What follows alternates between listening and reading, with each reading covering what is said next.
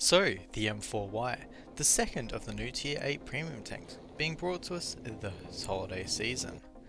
The M4Y, to start things off, does have quite a nice snappy gun with a base DPM of around 2000 damage and an average penetration of 220mm on the standard rounds. Now, even though the stats may suggest that it is not accurate or with a dispersion value of around 0.38, it definitely does feel the opposite when playing it. Moving on to the mobility though of the M4Y, it has a top speed of 45 kilometers an hour with an engine horsepower of 850. So the tank is a bit more maneuverable than the Tornwagen we covered previously, but you will still be able to get to the fight in decent time.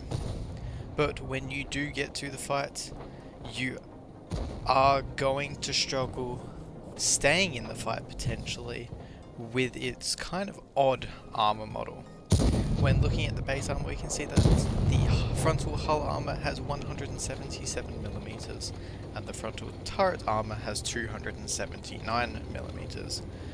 But the front turret armor is heavily negated when your opponent gets to see that massive cupola sitting on top of you, making the style that you have to play this tank not the traditional hull down style.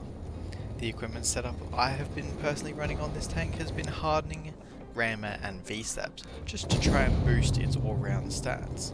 But make sure to let me know in the comments, what are you most excited for in the holiday loot boxes?